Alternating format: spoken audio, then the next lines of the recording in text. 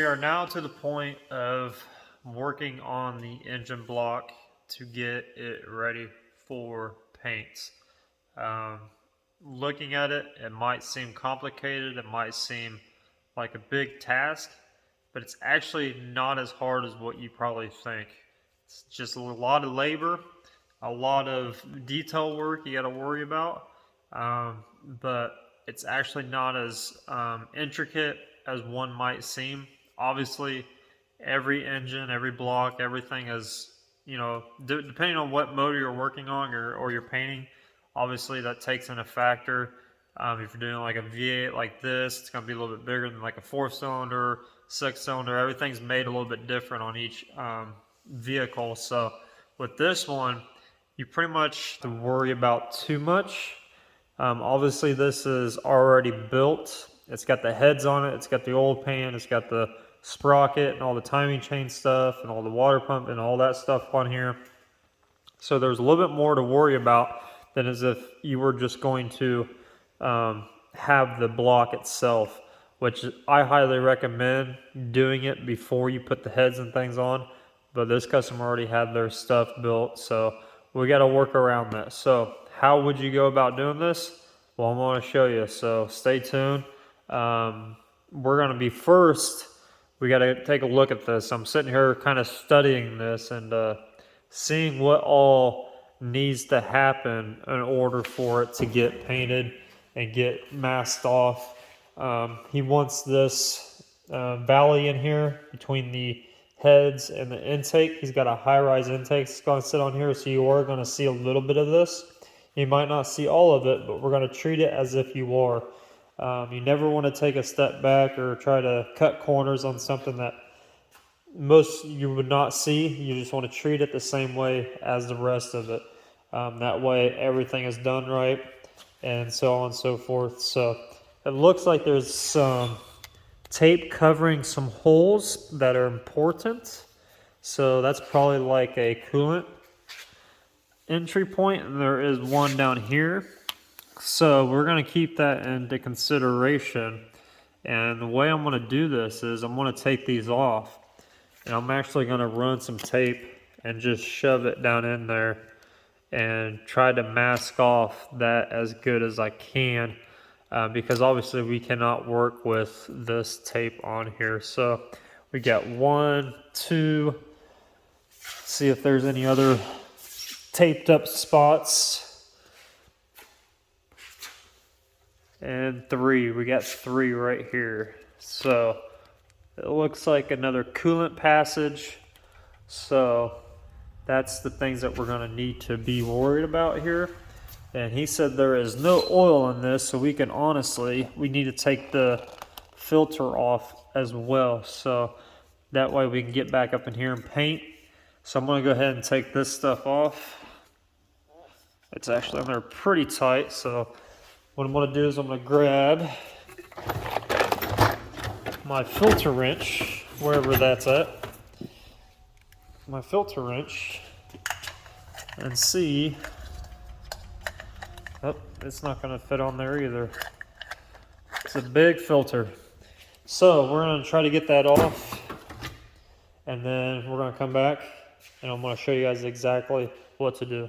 Alright, so we got the filter for the oil filter off, so we can get all back in here prepped and everything. We got our passages marked off. This right now, I'm not being really too fancy on how I block everything. I just want to block it to where the dust and everything inside the motor stays clean. That's the reason why they have those patches on here, to keep the internals all clean. So tape's going to do the exact same thing, just keep all the dirt and debris out of it. Why I prep this, and any type of contamination that it can get into. So that's just the purpose of blocking these for right now, because we do not want anything to go inside the block. So, and obviously you don't want to lose your tape inside there, so be really careful that you can, make it to where you can pull your tape out or whatever you shove in there. If you have the bolts or the banjo bolts that actually go into these, go ahead and plug them off on your engine. It's going to make your life a lot easier. Don't worry about the bolt getting painted or anything like that, because you can always swap it out with the new one. So next up, since we've gone over the block, looked at it, looked at what we need to do, obviously the heads are not getting painted, valve cover, and all this timing chain area, and the back bed plate area where the transmission housing bolts onto. So just to take a quick survey around it, it's just going to be the valley and the sides that are going to get painted, and some of the fronts right here where the head kind of, you got a little bit of a gap here, so we're going to paint all this. Better picture right here, so we got to tape all this off. But before we do that, we need to clean it. Whether you got a used block or a brand new one like this one that's been painted already. Hopefully they used high temp paint and really good paint on this. So we need to clean it. Now I always, especially working with something that's used, it's going to have oil, it's going to have coolant, it's going to have a lot of things on there. So if you can pressure wash it and, you know, block everything off to where everything inside stays clean, and if you don't have the heads and things on it, go ahead and tape off your surface area if you are going to pressure wash it. But it's going to help you. You want to degrease it, you want to pressure wash that stuff off of there, get it all clean, dry it to where it almost looks like this state. It's going to take a little bit of elbow grease to get all that stuff off there, but you want it as clean as possible. Any type of oil, grease, anything water-wise inside the water jackets on the block, if anything leaks out when you're painting this, you've pretty much ruined the whole thing. So you need to start making sure everything is super, super clean. This one's pretty much new, like I said, so you don't have to worry about any of that. But we do have to worry about any type of fingerprints. Obviously, this was built by an engine builder, so he probably had his oily hands everywhere. Even though it does look really, really clean, we're just going to act like it's covered in oil and, you know, their fingers touched it and all that, because the last thing you want, like I said, when you go to paint this, you go to seal it, put your epoxy primer on this, it's going to start reacting if you do not clean it that well. So the first thing I'm going to do is I'm going to grab my wax and grease, and just for everybody that is interested, this is what I use. It's KC10 House of Color Wax and Grease. So it's really not that complicated, really. It's just a lot of labor. What I'm going to do, you can do this either or. I've done it both ways. I'm going to actually get my paper towel here. I use these blue torque towels that I've got. They're just pretty much, you know, body shop torque towels. They're really, really good. Buy them by the pack. Probably the best towel you can have in a body shop because they don't really rip that easy and they absorb a lot. So what I'm going to do is I'm going to soak this thing in all of this. So I'm just going to, almost out here.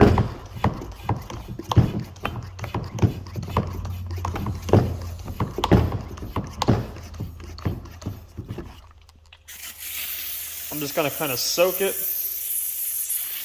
Now, if you're not used to using wax and grease, there's a lot of wax and grease removers that some dry really quick, some don't evaporate as fast.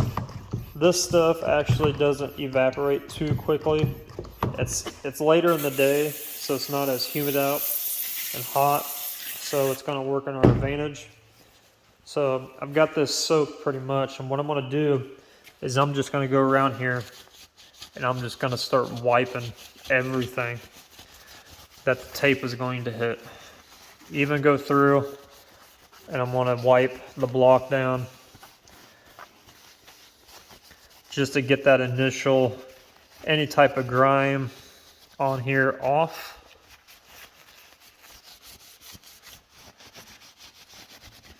This block, like I said, is not really too bad. Obviously, you got all these areas where things are inside of it, bolts and everything like that, that are marked.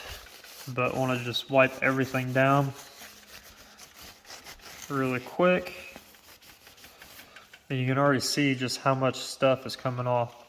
Now most of this is just that marker, the extra excess marker that they put on here, because they marked everything that was new and they put it in the block, which is nice. But we're just gonna go around here and just clean it. So, and another way you can do this is you can actually spray, and I might just do this to show you guys. You can actually spray the block itself. One thing good about wax and grease remover, especially with House of Color stuff, you can spray it on moldings, you can spray it on glass, you can spray it on paint, you can spray it on anything, and it just doesn't ruin it. Obviously, if it's just been painted, it'll actually dry inside the paint, so you don't want to spray it on freshly paint. As long as it's clear coated, you're fine. Like it doesn't take away anything that's not that strong. Like what I did here, I just soaking the crap out of it. And then I can go and take this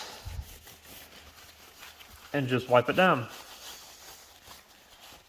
It's another way you can do it. Either or works. Obviously, if you're working with something that's actually used, I would suggest just spraying it directly on it, because a lot of that stuff, the wax and grease remover, it's called wax and grease remover for a reason. It will take that grease and anything related to your hand wise, and you'll see it start dripping down and removing it from the surface.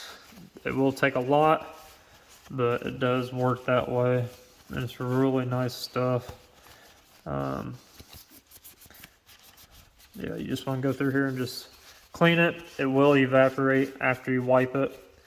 Now, if you just let it sit there and you don't wipe it down or wipe it off or anything, it's kind of pointless. So that you got to understand, you do have to wipe this stuff on and you got to wipe it off. So it's not going to just do it.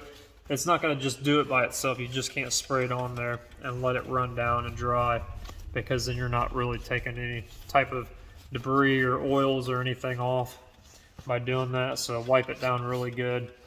And if you're doing a lot and you're using the same towel, it's fine, but you want to kind of switch it up and once your towel gets a little bit too dirty, go ahead and get a new towel and reuse it, and you'll be able to tell, because it'll be like really wet and it'll just be really dirty. So you don't want to transfer any of that dirt, like on this one. You don't want to transfer any of this stuff onto the other side. So we're just going to wipe all this off really good, and you can kind of tell what it's taken that shine a little bit. I don't know if you guys can. So I don't know if you can tell in the video, but I can tell in person just by wiping it and spraying it like that much. It's kind of taken kind of the glossiness off. So I don't know what they used to paint this block, but it has taken the sheen off of it, which is fine, because what we're going to do is we're going to be sanding it and all this other stuff. So it's not really a big deal what it does, as long as you just clean it. So I'm going to do the same thing up here.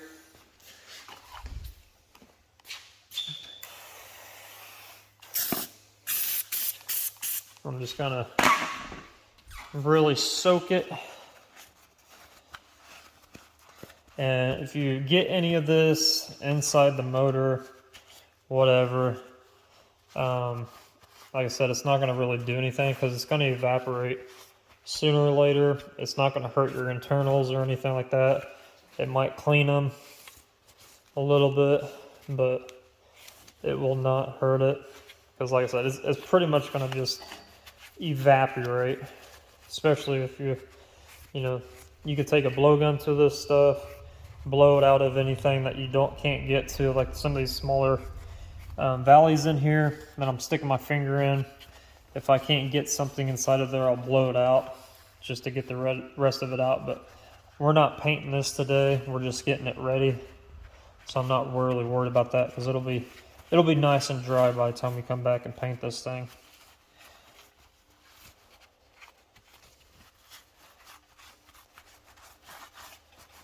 And don't forget to wipe down your surfaces that you are taping up, because you do have to get that stuff clean in order for the tape to stick. If you do not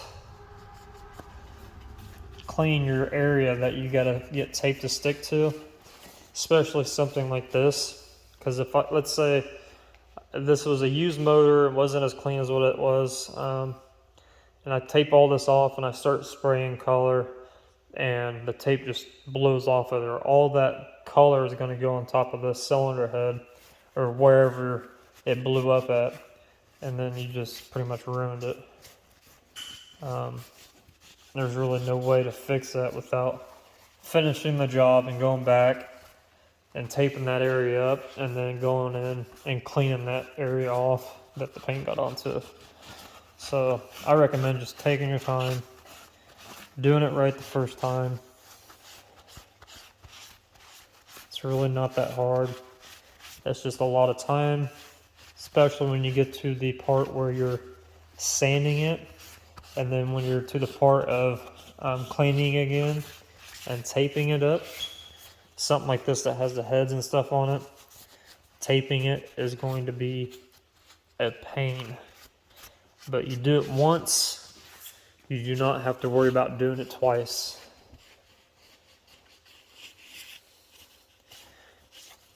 That's if you did everything correctly to begin with. So I'm going to do this side the same. I'm just going to douse it, kind of let it go and do its thing, and come back and wipe it.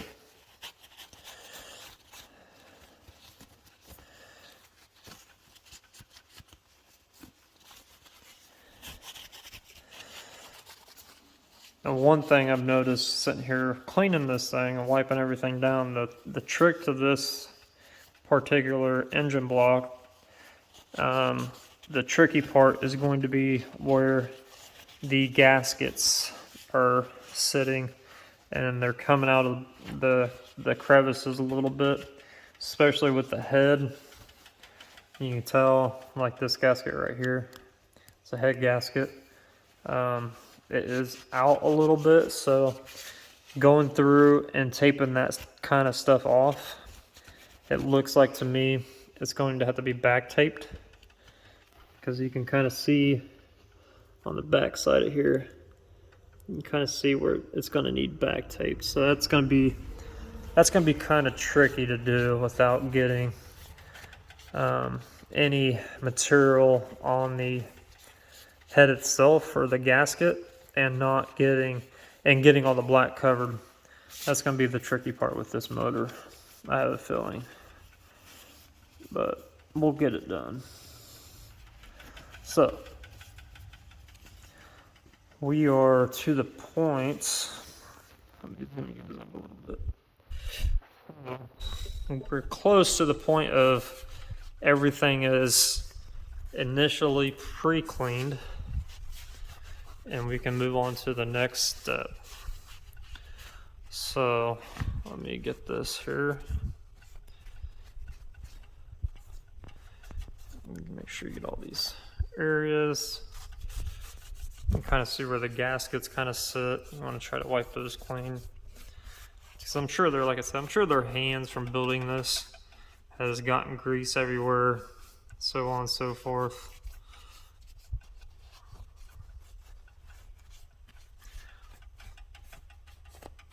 So there we go.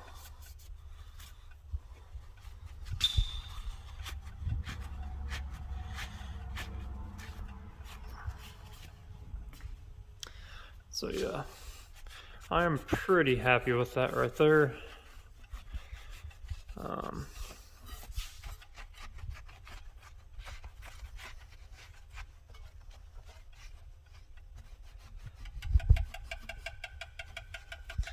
Sorry if this is making you guys sick a little bit, bouncing around. I'm just trying to get it good while holding the camera. So I would say that's pretty much clean. Everything's been wiped down pretty good. It was obviously pretty clean to begin with, so I don't have to stress so much, but I still want to do that step just for extra insurance. I want to make sure the paint's going to stick to it, the paint's going to adhere correctly, and the prep work's going to be clean when I get done with it. The biggest part with painting is the prepping. You hear it over and over again, a million times. I've probably said it a million times in my videos, but if you're new, you're going to hear me say it all the time. Prepping is what makes a paint job. Prepping, obviously you got to have good body work and things like that, but something like this, where it's a little bit more time consuming, more intricate, is definitely the prepping. Is what's going to make this last. And you just want to, dot your I's and cross your T's with this stuff. Don't leave any stones unturned when you're doing this.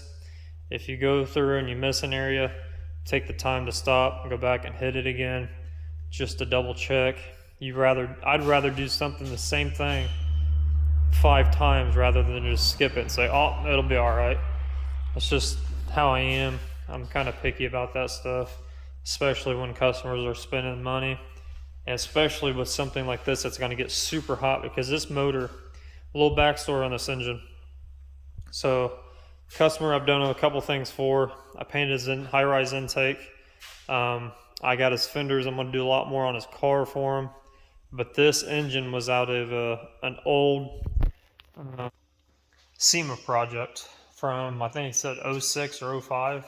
It was in a 06 or 05 Dodge Charger, not an SRT8 or anything, but somebody had bought the car new, and they had dumped, he said, well over $100,000 into the car. So, brand new car, a shop built it, twin turboed it, custom paint job, air ride, wheels and tires. The interior was all done. It was a SEMA car. If you know what SEMA is, it's pretty much the biggest automotive trade show in the U.S. And it happens in Vegas every year, around every fall it happens. Pretty cool show. You get to see the new stuff, what shops are doing. It's kind of like the standard for today's industry. So it was one of those back in the day around 06. So what happened was he bought the car, and he got a really good stupid deal on it because the people that owned it wanted to get out from it. So he bought it for really cheap, and they just could never get it to run right. Even before he bought it, they couldn't get to run right for whatever reason. It had a stroker kit in it, and they just couldn't get it to run right. So he ended up just taking it. At first, he was only going to do a certain little bit of stuff, like head work and things like that. And then once he had the motor part, he just got deep in it. When you're doing something like this, when you're building a motor and you want to kind of achieve something, it kind of just snowballs into a big financial mistake, we'll say, because you can rack up money really, really quick in a built block. So like now it's this thing is like halfway cement filled. It's got almost $4,000 worth of head work on this thing. It's got different bigger pistons in it. It's obviously got you guys seen the oil pan. There's a lot he's done to this to where it's going to hold.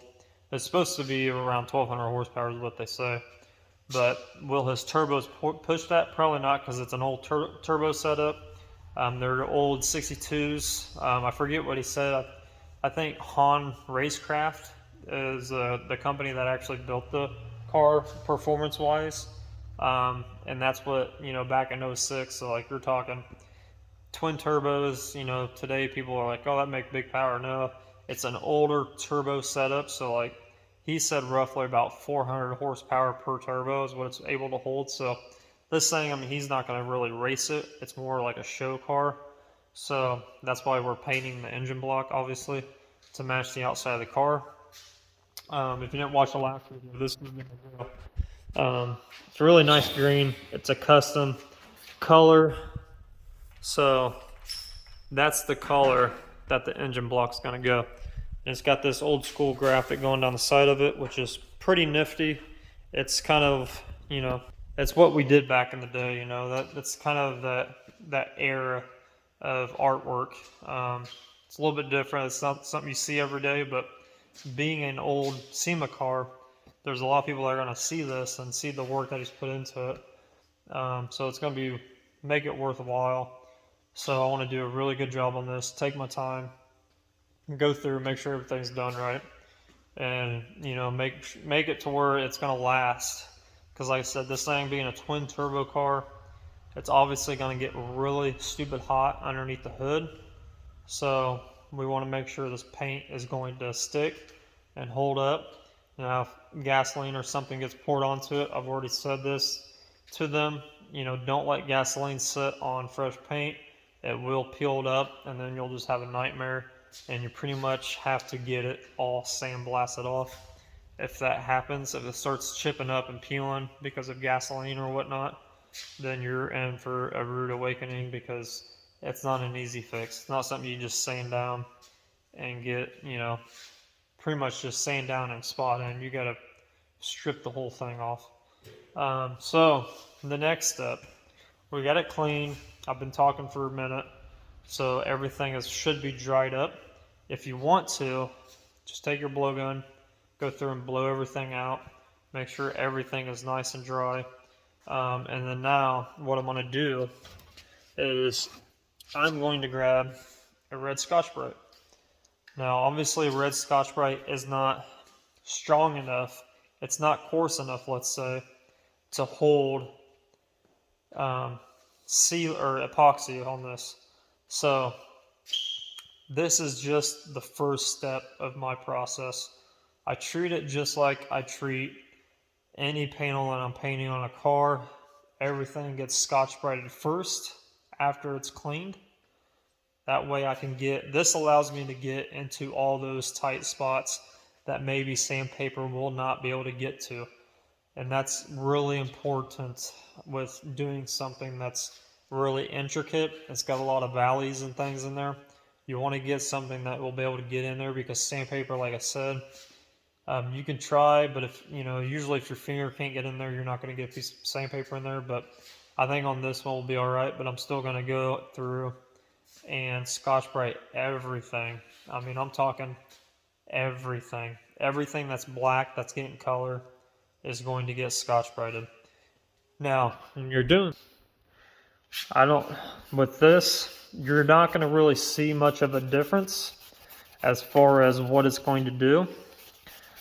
With this being freshly painted, I might see a little bit of the color coming off. It's going to look dull, kind of like that. You can tell, dull, shiny.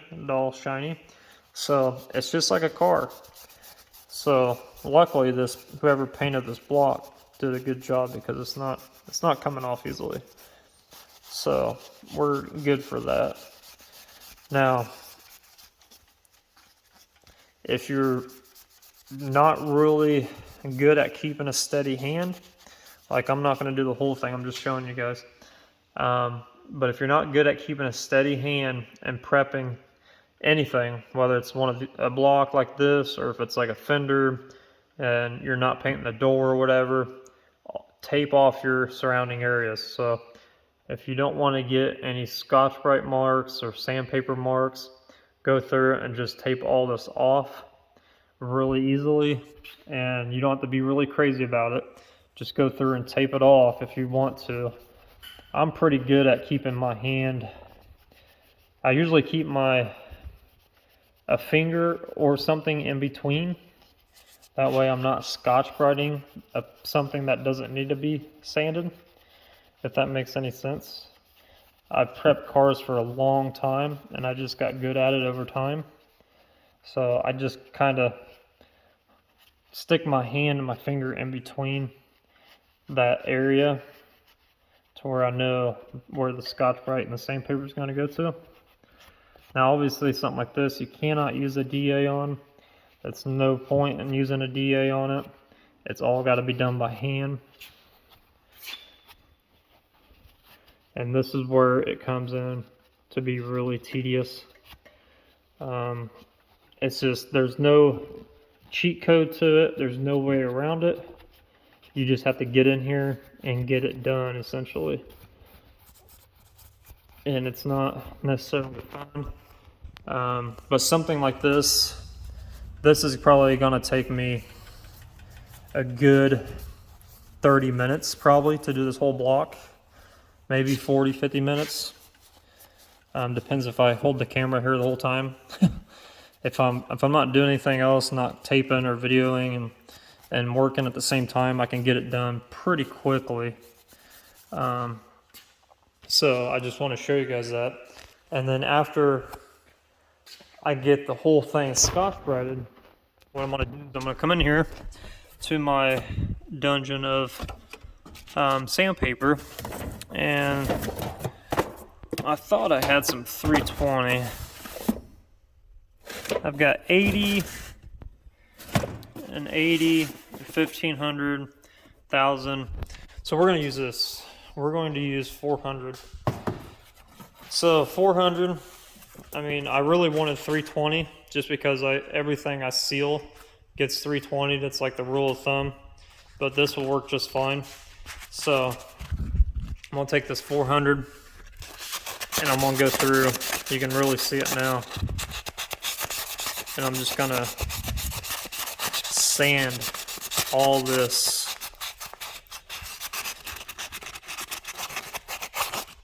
And I'll show you guys what it looks like here. And this part right here is where you are going to want to tape off anything that you do not want to damage, because you will mar it up, it will scratch it, and all that good stuff. So you can tell where I sanded it, Scotch-Brighted it, sanded it with 400, and did absolutely nothing to it. So the entire block's going to look like this when I'm done.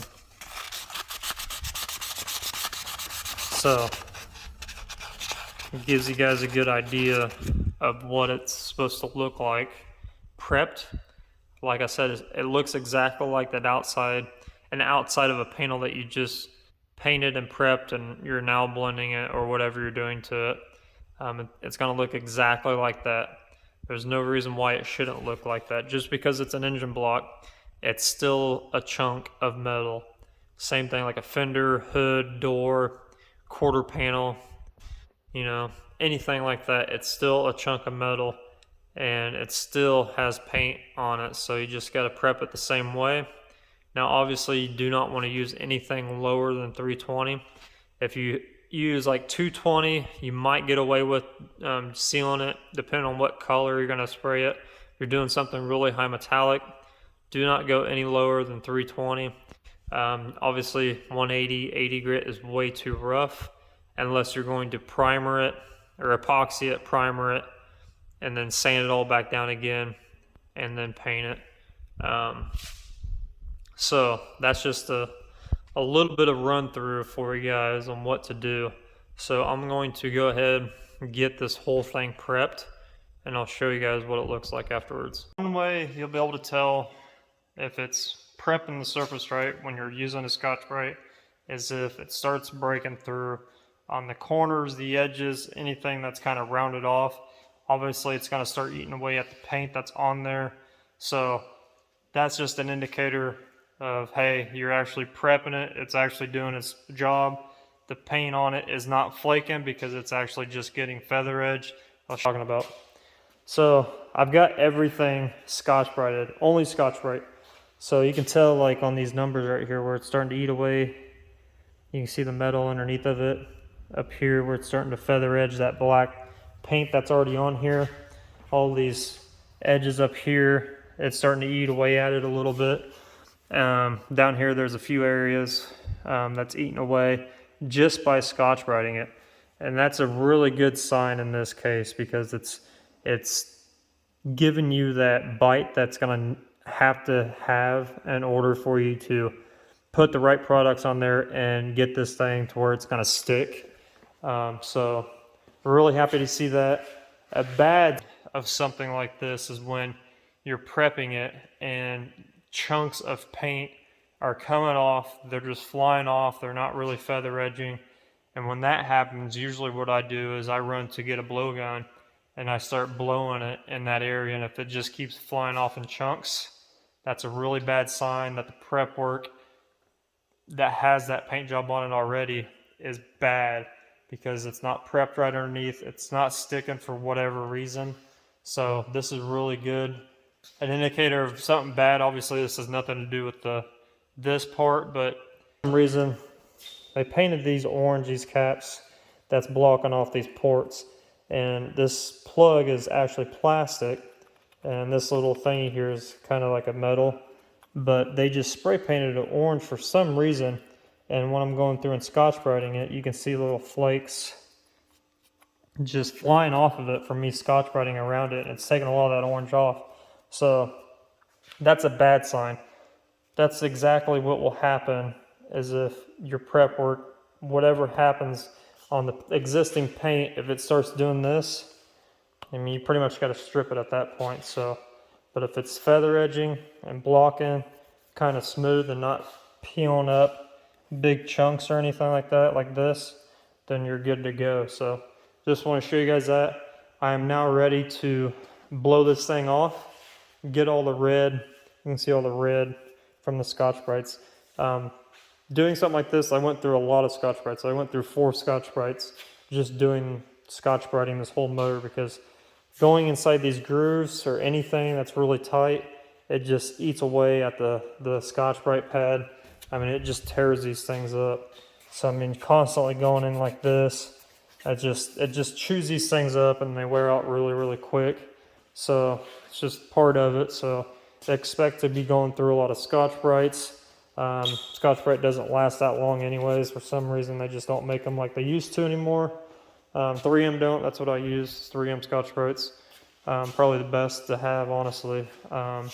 They scuff really, really well. They just don't last long. So be prepared to use a lot of Scotch-Brites and a lot of sandpaper, because it's going to eat this sandpaper up really, really quickly, especially this black paint that's on here. It's really tough stuff. It's high heat, so it's really thick. So it's going to eat up that sandpaper really, really bad. It's just going to gum it up. So I'm going to go ahead and blow this thing off and get some sandpaper out and just start scuffing it. All right, so it's about 10 o'clock. I'm going to call it a night. I've got everything prepped, sanded with the 400 by hand, and I blew everything off, and I ran into a little issue that I will address in the morning, but I'm going to show you guys what it looks like. So as you can see, everything is no longer glossy. It's all flat, which means it's just been sanded really well. I went ahead and put the filter back on it. That way overnight nothing gets up in there. I want to try to keep everything clean inside the motor. But when I was going to blow this thing off, I got pretty close with my air, and in this area it started bubbling right here, which means the air was getting underneath the paint and pushing it up. So I started sanding it really well. You can kind of see it's got some pitting underneath of it. Maybe just be surface stress they painted over, or maybe it was an area that they didn't prep really well when they did this. So what I'm going to do tomorrow is I'm going to get my side angle grinder out, and I'm going to get a fuzzy wheel on this thing, and I'm going to go through and see how far back it goes and see if I can't clean this metal up without having to strip a whole area down. So I'm just going to do that, and I'll show you tomorrow how to go about doing that and how to get it to where you don't have to like prime it or whatever. You can just kind of etch it, epoxy it, and move on your way. That way you're not spending a ton of time. But that's going to be tomorrow, so I'm going to pick this back up. So see you guys tomorrow. All right, so we're back, and I've got my side angle grinder out with a brown fuzzy wheel on it. That's just what I call them. I don't really know the correct term for it, but it is just a screw-on 3M fuzzy wheel.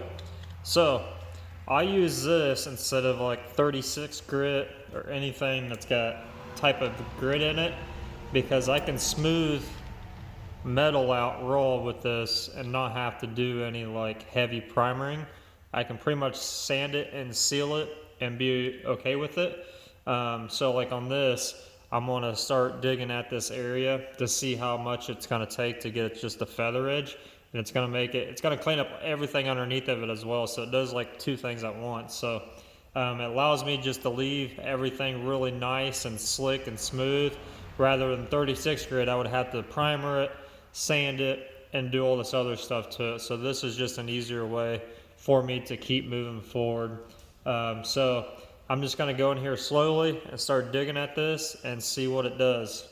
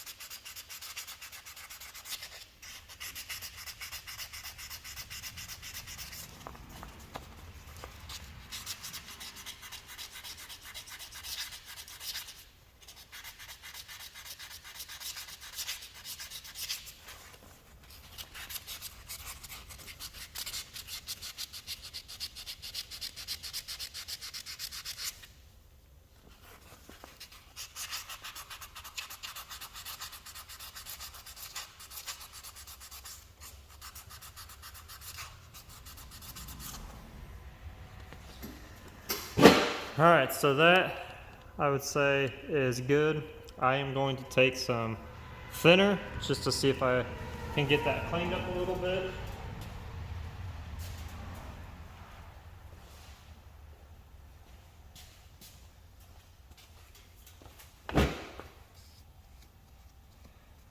So that just lets me see it a little bit better. And you got all the brown rusty stuff gone. Got a little bit of paint still left in that corner, which is fine. It's totally, well, I can still feel, that's one thing you gotta do is kind of fill around, because sometimes you can fill an edge and I can't, it's kind of hard to tell on this one, but I think there's a little bit of an edge still.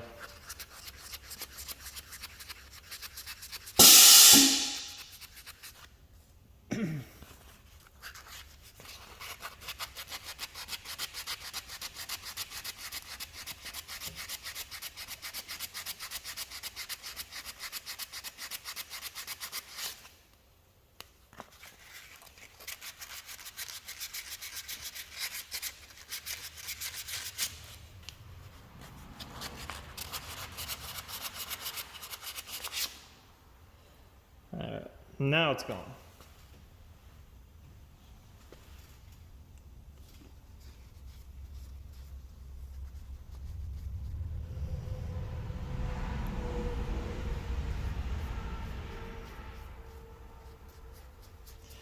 So, and that was the only spot that I saw that was blowing up when I was using the blowgun on it.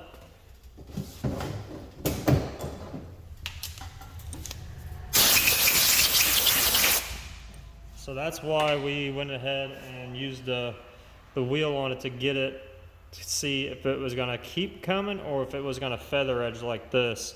Feather edging just means it's a soft transition between the layers from metal to paint and anything in between. You don't want anything that's going to kind of got a step on it, if you will. You want it all to be totally flush and totally smooth, and that way when you go ahead and do, whether if you got to prime it or if you got to, you know, epoxy it or whatever you're going to do to it, do some body work to it or whatever, that's kind of what you want, is you want that nice feather edge where you can see the layers and it's just a smooth transition from each one.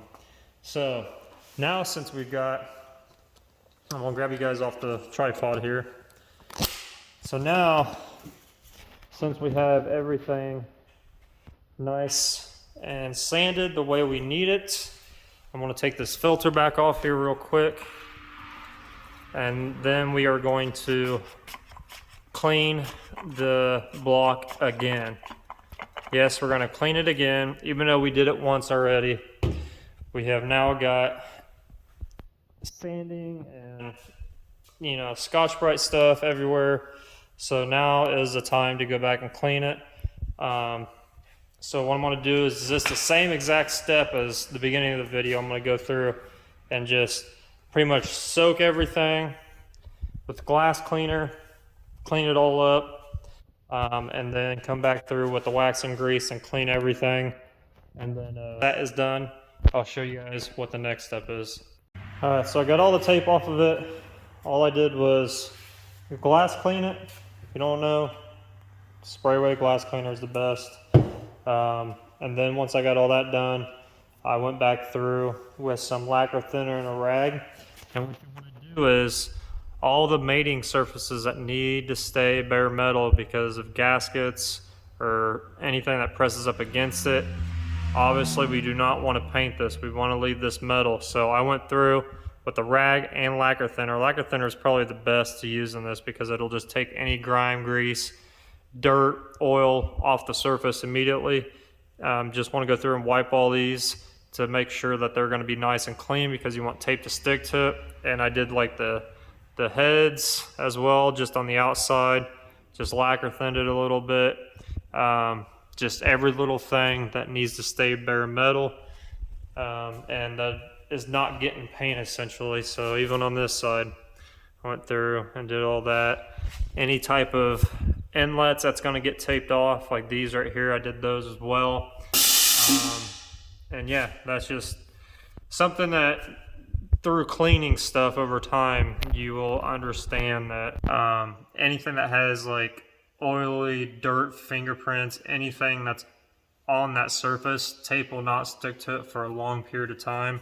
And like I said, lacquer thinner is probably the best thing to use in that situation if it's not painted already.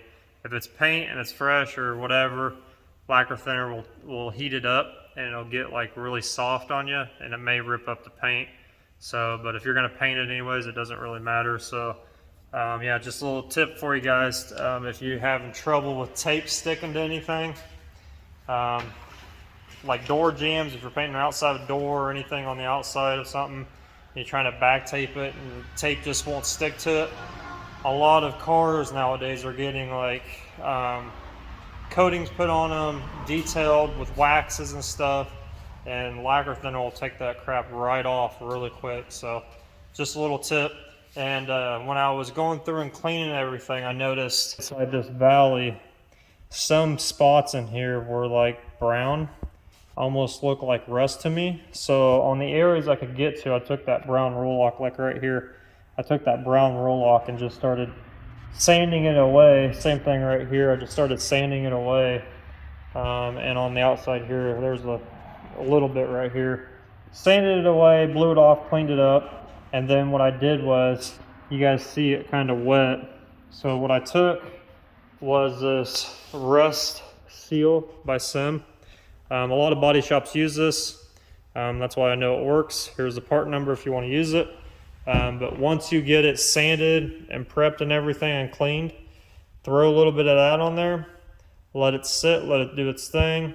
What it's going to do is going to turn the surface black. Any type of surface rust or anything like that, it's going to stop it. It's going to turn it black. And then what I usually do from there is I'll take like a red Scotch-Brite pad and I'll just Scotch-Brite it real quick. And then, yeah, then you re-clean it and you're good to go. So that's just a little tip too. That's why you guys can kind of see it's kind of got gunk inside there. It's pretty messy stuff, nasty stuff. So you get it on your fingers, clean it off really quick. I don't know what it really does. It's some acid type stuff. So it's really good stuff that it works. But like I said, once it's fully done, you'll see it'll turn black and then you're ready to prep it again and clean it and get it ready for paint. So now do is something that I call rough outlining, and it's just simply that it is roughing the outline out with tape. I want to go shut this compressor off so it doesn't kick on us here. But I know I am not going to paint this today, so I do not want to do any detailed taping today. So this is why I do just rough outlining of anything that's got to get taped off. It's just a rough outline. And what that allows me to do is get it somewhat close and then mask everything off with paper or plastic that I need to that's not getting painted. And then the day that I'm going to paint it, I can go through with either fine line or 3/4 tape, because I always rough everything out 1.5 inch or 2 inch. So the day we're painting it, all I've got to worry about is doing that final masking job, whether it's fine line or 3/4 or whatever. This stuff will probably all get fine line because it's going to stick better. It's going to last longer when it gets wet. Tape really doesn't, especially when it's hot out. Some of you guys understand, like when you're putting layers of paint on there and stuff and you're doing something really intricate and it's got to get taped off perfectly, fine line just does the trick better. And when you pull it off, it leaves a really sharp line. So tape really doesn't do that, and it just, over time, it just lives. So we're going to rough outline it to where all we got to do is finish it off in fine line. And then after that, we're going to put some paper around it. And then it's ready pretty much for the final tape job when it's ready to paint. I don't know when I'm going to get to painting this, but I'm just going to go ahead and just get it ready. That way it is sitting there. I've got the fenders I got to work on and get done for them. So I'm hoping to paint everything at once. If not, the block by itself.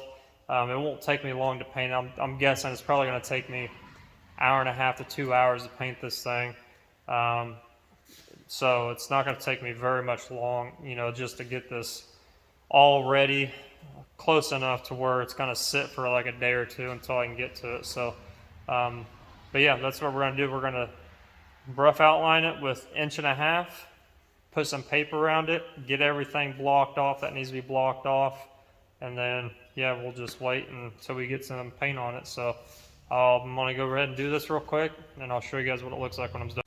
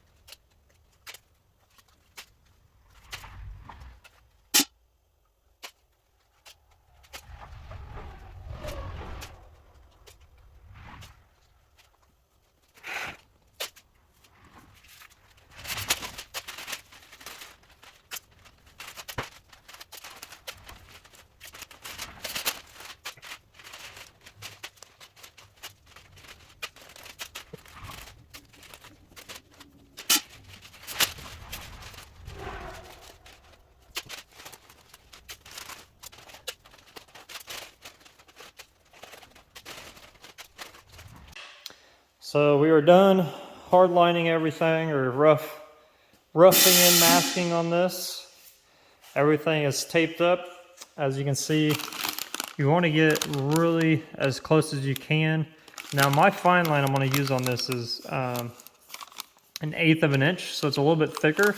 And then what I'm going to do after I fine line it is take 3/4 and run that on top of the fine line. And what that's going to do is actually hold that fine line in place for a long amount of time. And that's one thing most guys I see that don't do, and they have problems with their tape coming up. You always want to run that extra piece of 3/4 on top of your fine line when you get done doing your fine line. And I'll just simply just follow that around with the fine line. Same thing with all this stuff right here. I'm not gonna, something like that's got a mating surface to it. Like on this side, I'll show you. You can tell I left a little bit of an edge, and I'm gonna fine line this still, but I'm not gonna get super close. I'm gonna get close, but not really close, because what I wanna do is I want that paint, when I'm painting this, I kinda want it to wrap around.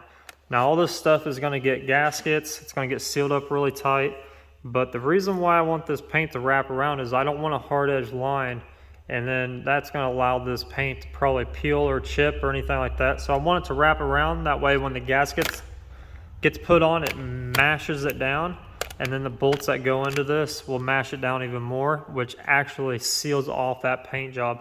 You do not want to leave any type of your paint work with a hard edge line anywhere. And anywhere that you're doing fine line work, like around the heads on this particular one, what I will do when I get done clearing it, I will peel that fine line up. And what that does, it allows the clear coat to kind of sink into those spots that has that fine line. Because what happens when you're shooting clear and it settles, it does exactly that. It will settle over time. So think about it. If you got fine line and you're doing something, the hard edge line, and you're clearing it and you're leaving that fine line on there, that clear is going to settle onto that fine line. Obviously, it's because of gravity in some spots, but what you want to do is you want to peel that fine line up right after your last coat of clear, and that just, like I said, it just allows that clear to kind of break that barrier and kind of go into the places where it's not touching a piece of fine line tape. because you do not want your stuff to peel over time. So here, I haven't fully taped this off because I still need to move it back and forth, but I want that paint to kind of go over this edge just a little bit, not all the way. I don't want to really paint everything because obviously this stuff gets mated with gaskets and all that other, transmission gets bolted on here. So you don't want to really put a lot of paint on here, but you just want it to lap itself over. So give yourself that little bit of room. That way, when they do bolt this transmission housing on here, it will actually push up against that paint and kind of seal it and not break away from the edges. Just a little bit of a painting trick and tip, but I'm going to do the same thing down here. All this is going to get fine line, and then I'll pull it because it will actually settle down, and then it'll just kind of wrap around the edges by itself over time. And obviously this is going to get, I'll wrap this underneath once I get the jack out of there. I got a piece of wood and a jack holding it up because it looked like to me it was just kind of tilting, even though I know it'll hold it. So yeah, once I do all that, wrap it all up, and I'm going to wrap this up. Try not to get paint on this paint engine stand. And then yeah, but that's pretty much it, guys. I mean, all of the prep work that needs to be done on this thing, minus actually painting it. I'll fine line it. I will wax and grease it, blow it off, tack it off, and then shoot some paint on it. And after that, it's, you just gotta let it sit and dry. But yeah, won't take me long. I'll obviously make a video on painting this, and I'll kind of do a step-by-step so you guys can watch it and kind of learn how I go about painting this. It's not too complicated. You just got to take your time, use the right products, right materials, and you'll be successful every time. So next off is obviously painting that, but I got to fix these fenders. So that is next on the list. So if you guys want to see that, let me know. This one's pretty bowed, but a little bit of body work, a little bit of hammer and all in, we can get it done. So, and obviously we'll paint these black and re-clear the whole fender all over again to make it look brand new. But that one's not as bad, but this one's really, really bad. It's just bowed out from the tire hitting it and bowing it out. So that's going to be the next. So appreciate you guys watching, and I'll see you on the next one.